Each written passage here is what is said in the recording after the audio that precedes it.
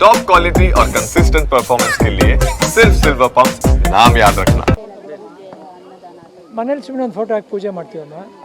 ಪೂಜೆ ಮಾಡಿ ಬರೋರಿಗೆಲ್ಲ ಊಟ ಗೀಟ ಮಾಡ್ತಾರೆ ಮನೇಲಿ ಅಷ್ಟೇ. ಬಾಕಿ ಏನು ಯಾರನ್ನೂ ಕರೆದಿಲ್ಲ. ಏನು ನೆನಪಾಗುತ್ತೆ ಅಂದರೆ ಅವರು ಇಡೀ ಕರ್ನಾಟಕ ಸ್ತಬ್ಧ ಆಗಿದೆ ಅವರಿಲ್ಲ ಅಂತ ಅಂದಾಗ ಇವತ್ತಿಗೂ ಎಷ್ಟೋ ಜನ ಅದನ್ನು ಅರ್ಗಿಸ್ಕೊಳ್ಳೋದಿಲ್ಲ ಅವರಿಲ್ಲ ಅನ್ನೋದನ್ನ. ಆ ಕ್ಷಣ ಜ್ಞಾಪಿಸ್ಕೊಳ್ಳೋಕ್ಕೆ ಕಷ್ಟ ಆಗುತ್ತಮ್ಮ.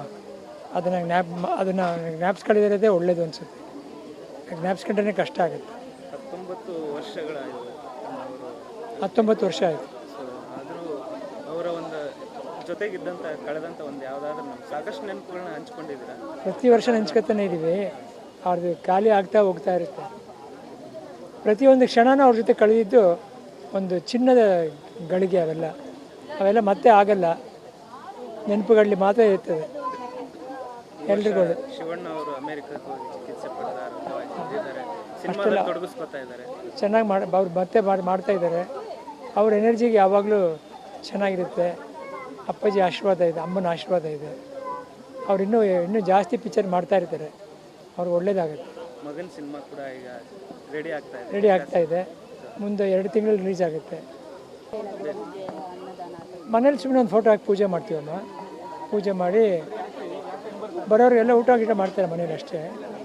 ಬಾಕಿ ಏನು ಯಾರನ್ನೂ ಕರೆದಿಲ್ಲ. ಏನು ನೆನಪಾಗುತ್ತೆ ಅಂದರೆ ಅವರು ಇಡೀ ಕರ್ನಾಟಕ ಸ್ತಬ್ಧ ಆಗಿದೆ ಅವರಿಲ್ಲ ಅಂತ ಅಂದಾಗ ಇವತ್ತಿಗೂ ಎಷ್ಟೋ ಜನ ಅದನ್ನು ಅರ್ಗಿಸ್ಕೊಳ್ಳೋದಿಲ್ಲ ಅವರಿಲ್ಲ ಅನ್ನೋದನ್ನ. ಆ ಕ್ಷಣ ಜ್ಞಾಪಿಸ್ಕೊಳ್ಳೋಕ್ಕೆ ಕಷ್ಟ ಆಗುತ್ತಮ್ಮ. ಅದನ್ನು ಜ್ಞಾಪಿಸ್ಕೊಳ್ಳೋದೇ ಒಳ್ಳೇದು ಅನಿಸುತ್ತೆ. ಜ್ಞಾಪಿಸ್ಕೊಂಡ್ರೆ ಕಷ್ಟ ಆಗುತ್ತೆ. 19 ವರ್ಷ ಆಯಿತು.